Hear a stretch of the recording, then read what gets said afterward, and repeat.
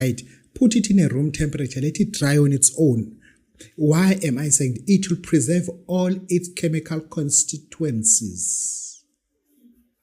Thereafter, it will dry with it. It will dry with it. It will dry with it completely. But if it will burn off all the chemical constituencies. It will be like junk. Then don't use sun, use a room temperature.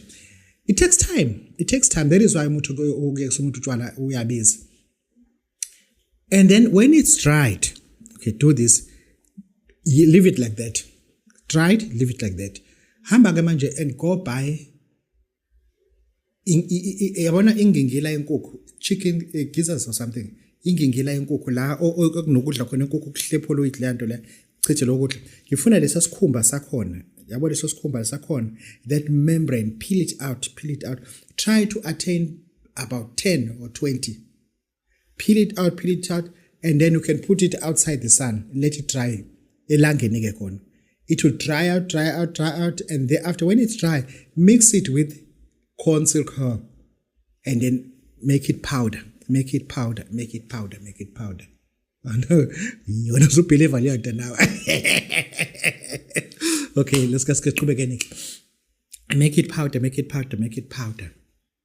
Do you really want to learn this? I'm teaching you. You really want to learn it? Okay, let's do it. When it's powdered like that, now you need a software. Because I said I give it to you for free. Go and look for a cockroach that is big. Get like 5. Kill all those cockroaches. Go and look for a cockroach that is small. Get like 10. And then kill it as well. Grind it and make it powder. Mix it with this already concoction dried. Make it powder. It will be like brownish like. Believe you me, that person will never drink again.